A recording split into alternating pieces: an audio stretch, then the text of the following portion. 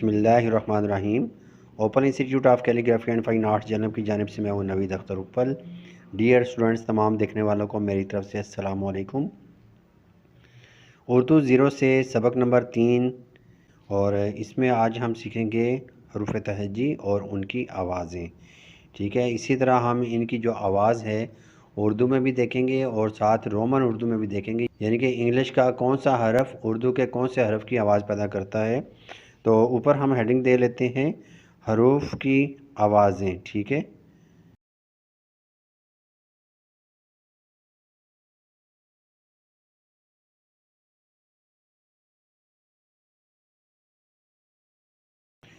हरूफ की आवाज़ों में सबसे पहली जो आवाज़ है वो है अलिफ़ की। और पिछली वीडियो में यानी कि सबक नंबर 2 में हम अलिफ़ की आवाज़ें सीख चुके हैं, आ ई ऊ वगैरह। ठीक है, और इसके साथ हम इंग्लिश के जो हरूफ हैं वो भी हम सीख चुके हैं कि कौन सी हरफ की आवाज़ वो किस तरीके से निकलती है। ठीक है, तो वैसे आम तौर पे अलिफ़ की जो आवाज़ है अगर इसके ऊपर ज़बर लगा दी जाए तो अ की आवाज़ आती है आ। ठीक है, तो आ जो है ये ए के साथ हम इसको लिखते हैं, और अलिफ़ के नीचे अगर ज़ेर आ जाए तो इसको आई के साथ लिखते हैं या ई के साथ लिखते हैं। उसके बाद यह है कि अलिफ़ के ऊपर पेश आ जाए तो हम इसको यू के साथ लिखते हैं, और इसी तरह अगर अलिफ़ के ऊपर मद आ जाए तो फिर हम इसको डबल ए के साथ लिखते हैं, यानी कि आ। ठीक है, ये है आ ई ओ और ये है आ। इसी तरह अगर आप अलिफ़ के साथ आप नीचे ज़ेर लगाते हैं और साथ छोटी जाय लगाते हैं तो ये बन जाता है ई। लंबा करेंगे इसको तो इसको हम डबल ई के साथ लिखेंगे ई। और इसी तरह अगर आप अलिफ़ के ऊपर पेश है और आगे वाव है तो ये बन जाता है ऊ, तो फिर हम इसको डबल ओ के साथ लिखेंगे। उसके बाद है कि अगर आप अलिफ़ के ऊपर ज़बर है और आगे बड़ी जाय है, ए की आवाज़ आती है ए, तो अब देखें कि यहाँ पे हम ए लिखेंगे और साथ आई का इजाफ़ा करेंगे तो ये बनेगा ए। इसको आप इस तरीके से भी लिख सकते हैं ए और वाई। ठीक है, ए इस तरह आवाज़ आ रही है इसकी। ठीक हो गया, तो अब हम आगे चलते हैं। आगे हम लिखते हैं बे की आवाज़ है। तो बे की आवाज़ क्या है कि अगर इसके ऊपर ज़बर है, ठीक है, और बी जो है हम लिखेंगे यहाँ पे तो ये ब की आवाज़ है, तो ये बी जो है इसकी आवाज़ पैदा करता है। और इसी तरीके से हम आगे चलते हैं। पे की आवाज़ क्या है, पे से प और प से पी। ठीक है, इसी तरह ते से त, त से टी। टी जो है वो ते की आवाज़ भी पैदा करता है और टे की आवाज़ भी पैदा करता है, दोनों के लिए ये टी का इस्तेमाल करेंगे।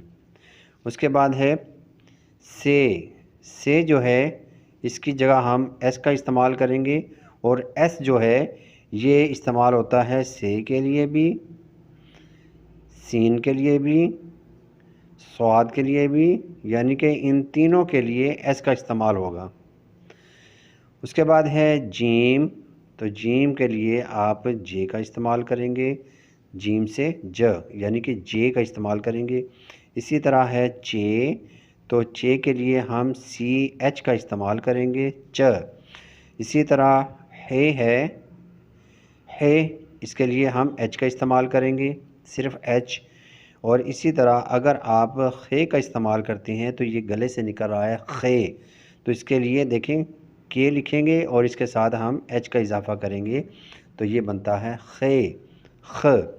ठीक है, उसके बाद है दाल, तो दाल के लिए हम डी का इस्तेमाल करेंगे, और ये जो डी है ये डाल के लिए भी इस्तेमाल होगा। ठीक है, और किसी किसी जगह पे आप डाल की जगह आप डबल डी का इस्तेमाल कर सकते हैं, यानी कि सिंगल डी की जगह आप डबल डी का इस्तेमाल कर सकते हैं। ठीक हो गया। उसके बाद यहाँ पे देखें कि अगर हम ज़ाल का इस्तेमाल करते हैं तो इसके लिए ज़ेड इस्तेमाल होता है।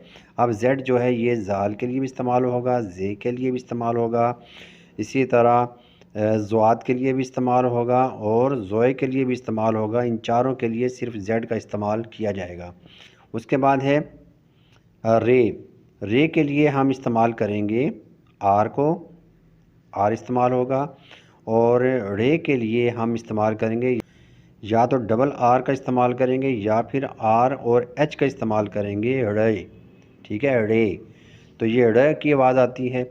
उसके बाद है जे। तो जे के लिए भी आप ये जेड का इस्तेमाल करेंगे। ये के लिए आप वाई का इस्तेमाल करेंगे, यानी कि वाई जो है वो ये के लिए इस्तेमाल होगा। अक्सर स्टूडेंट जो है इसको से बोलते हैं, लेकिन ये से नहीं है, इसको ये बोलते हैं ये। उसके बाद है सीन। तो सीन के लिए एस का इस्तेमाल करेंगे, ये पीछे मैं बता चुका हूँ, सीन शीन। अब शीन जो है इसके लिए हम इस्तेमाल करेंगे एस और एच का इस्तेमाल करेंगे, तो ये शीन की आवाज़ पैदा करेगा। उसके बाद है स्वाद। स्वाद के लिए भी एस का इस्तेमाल होगा और ज़्वाद के लिए भी जेड का इस्तेमाल होगा। ये मैं यहाँ पे बता चुका हूँ, ये देखें, ये स्वाद और यहाँ पे ज़्वाद। उसके बाद है तोय और ज़ोए। तोय के लिए हम क्या इस्तेमाल करेंगे, टी का इस्तेमाल करेंगे। यहाँ पे देखें, ये ते, टे, और तोय के लिए भी हम क्या इस्तेमाल करेंगे, टी। उसके बाद है ज़ोए। तो ज़ोए मैं यहाँ पे बता चुका हूँ कि इसके लिए जेड का इस्तेमाल होगा, तोय ज़ोए। आगे है एन। तो एन जो है यहाँ पे मैं लिख देता हूँ, अलिफ ज़बर आ लिखा है। तो इसी तरह अगर आइन ज़बर आ होगा, आ यानी कि आ की आवाज़ पैदा हो रही है, तो यहाँ पे हम ए का इस्तेमाल करेंगे। ये अलिफ ज़बर आ के लिए भी है, आइन ज़बर आ के लिए भी है, क्योंकि उर्दू के अंदर आइन की जो प्रॉपर आवाज़ होती है, जैसे अरबी में हम आइन बोलते हैं, तो ये प्रॉपर आवाज़ जो है वो नहीं निकलती, बल्कि आ की आवाज़ आ ही निकलती है, जैसे आइन से औरत। ठीक है, तो अब यह है कि जो अलिफ़ के लिए इस्तेमाल होगा वही आइन के लिए भी इस्तेमाल होगा, जैसे ए। ठीक है, अब यहाँ पर आइन के नीचे ज़ेर होगा तो आई या ई का इस्तेमाल होगा। आइन के ऊपर पेश होगा तो फिर यहाँ पे यू का इस्तेमाल होगा। अगर यहाँ पे आइन ज़बर आ है, ठीक है, तो ये डबल ए। अगर आइन छोड़िए ई है तो इसके लिए डबल ई का इस्तेमाल होगा। आइन पेश वाऊ है तो डबल ओ का इस्तेमाल होगा। आइन बढ़िए ए है तो इसके लिए ए और आई या ए वाई का इस्तेमाल होगा। ठीक है, उसके बाद हम आगे चलते हैं। आगे है गैन। तो गैन के लिए हम क्या इस्तेमाल करेंगे, गैन के लिए हम जी और एच का इस्तेमाल करेंगे। ग की आवाज़ आ रही है, गैन। उसके बाद है फ़े। फ़े के लिए हम एफ़ का इस्तेमाल करेंगे। कॉफ़ के लिए हम, क्योंकि ये मोटा कॉफ़ है तो इसको याद रखने के लिए मैं स्टूडेंट को कहता हूँ कि ये जो गोल काफ है इसके लिए आपने क्यू, आप देखें क्यू की भी शक्ल गोल है, ठीक है, और काफ की भी गोल है। तो इसको याद रखने का तरीका है कि अगर दो नुक्तिया काफ आ जाए तो इसके लिए आपने क्यू का इस्तेमाल करना है, बजाय कि आप के का इस्तेमाल करें। उसके बाद अगर आपने काफ लिखना है तो काफ सिंपल है, तो इसके लिए ये देखें काफ की कश ये तिरछी आती है ना, तो काफ की जो कश है इसी को अगर आप देखें यहाँ पे भी काफ की कश लग रही है के, तो यहाँ पे आप के का इस्तेमाल करेंगे। ठीक है, ये बड़ा आसान है समझने के लिए कि जो लफ्ज़ काफ से बन रहा है उसके लिए आप के का इस्तेमाल करेंगे, जो कौफ से बन रहा है तो वो आप क्यू का इस्तेमाल करेंगे। इसी तरीके से अगर आप गाफ लिखते हैं तो गाफ के लिए आप सिर्फ जी का जो हरफ है या लेटर है ये इस्तेमाल करेंगे, गाफ। उसके बाद है लाम। तो लाम के लिए आप एल का इस्तेमाल करेंगे। मीम के लिए आप एम का इस्तेमाल करेंगे। ठीक है, मी से म और म से एम, तो एम इस्तेमाल होगा। उसके बाद है नून। नून के लिए आप एन का इस्तेमाल करेंगे।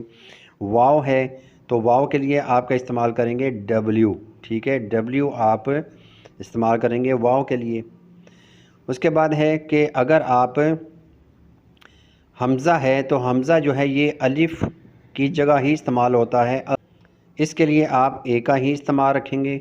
ठीक है, आगे है छोटी याए। तो छोटी याए के लिए आप, क्योंकि य की आवाज़ आ रही है य, ठीक है, तो इसके लिए आप वाई का इस्तेमाल करेंगे। ठीक है, और बड़ी याए के लिए भी आप वाई का ही इस्तेमाल करेंगे य। ठीक है, तो ये से य।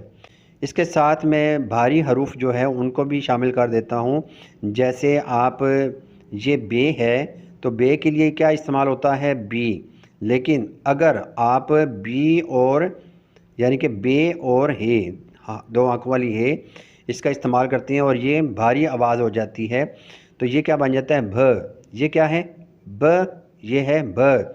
अब भ करने के लिए हम क्या करेंगे? बी और साथ एच का इस्तेमाल कर देंगे, क्योंकि जो हे होती है ये एच के तौर पे इस्तेमाल होती है। यहाँ पे हमने हे ऊपर नहीं लिखा, तो यहाँ पे मैं लिख देता हूँ कि ये जो गोल हे है या फिर हाय दो चश्मी है, दोनों के लिए कौन सी आवाज़ होती है? यानी कि एच की इस्तेमाल हम करेंगे, एच का इस्तेमाल करेंगे यहाँ पे। तो आप देखें कि अगर किसी भी हरफ को आपने भारी बनाना है तो फिर हम क्या करेंगे? ये हाय दो चश्मी लगाएंगे और हाय दो चश्मी के लिए क्या इस्तेमाल होता है? एच।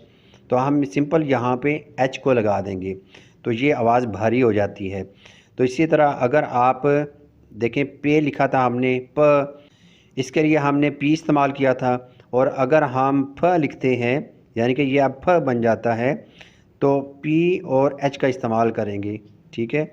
इसी तरह अगर आप ते लिखते हैं तो ते के लिए हमने टी का इस्तेमाल किया था, और अगर हम थ लिख देते हैं तो टी और एच का इस्तेमाल करेंगे, थ।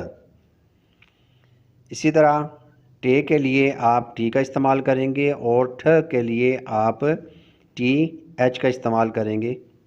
ठीक है। उसके बाद है कि अगर आप काफ इस्तेमाल करते हैं, यहाँ पे देखें कि अगर हमने यहाँ पे काफ इस्तेमाल किया है, काफ के लिए क्या है? के। और काफ के साथ अगर हाय दो चश्मी लग जाए तो ये बन जाती है ख। ख। तो के और एच का इस्तेमाल कर देंगे, बहुत ही सिंपल। उसके बाद है गाफ से ग। ठीक है, गाफ से ग और गाफ हाय दो चश्मी, तो ये बन जाता है घ। तो इसको हम लिखेंगे जी और एच के साथ, घ, जैसे घोड़ा लिखते हैं हम। ठीक है। तो इसी तरीके से हम आगे चलते हैं, हम लिखते हैं जीम। यहाँ पे देखें, जीम को हमने जे के साथ इस्तेमाल किया था, या जे के साथ हम इसको लिखेंगे। और अगर हम लिखते हैं झ, तो इसके लिए हम क्या करेंगे? जे के साथ हम एच का इस्तेमाल करेंगे, यहाँ पे झ, झ। इसी तरह यहाँ पे है च। च के लिए क्या है? C H. और अगर हम छ लिखते हैं, छ, तो फिर हम सी एच, ये तो हो गया च। अब हाय दो चश्मी के लिए हमने एक और एच का इजाफा करेंगे, तो फिर ये छ बनेगा, छ। ठीक है। तो इस चीज़ का आपने ध्यान रखना है। इसी तरह दाल के साथ हम क्या इस्तेमाल करेंगे? डी का इस्तेमाल करेंगे। और अगर हम ध लिखते हैं, ध, तो फिर डी के साथ हम एच का इस्तेमाल करेंगे, ये बनेगा ध, ध। इसी तरह डाल के लिए हम इस्तेमाल करेंगे, फिर डी का इस्तेमाल करेंगे और ढ, ढ का इस्तेमाल करेंगे। किस तरीके से? हम रोमन उर्दू में या इंग्लिश में हम लिखेंगे, फिर इसको शो करेंगे डी एच, जैसे हमने ऊपर ध के लिए किया, इसी तरह हम ढ के लिए भी डी एच का इस्तेमाल करेंगे। ठीक है। तो ये थे हमारे हरूफ और उनकी आवाज़ें। तो इंशाल्लाह उम्मीद करता हूँ कि ये वीडियो आपको बहुत पसंद आई होगी, इन्फॉर्मेटिव होगी। तो आप मेरी वीडियो को ज़रूर लाइक करें, शेयर करें, और नेक्स्ट वीडियो के लिए आप इसको ज़रूर सब्सक्राइब करें और बेल आइकन को भी दबाना ना भूलें, क्योंकि कोई भी नोटिफिकेशन है वो आप तक इंशाल्लाह बहुत जल्द पहुँचेगा अगर आप बेल आइकन को भी दबा देते हैं। तो बहुत शुक्रिया, जज़ाकल्लाह खैर, अस्सलामु अलैकुम।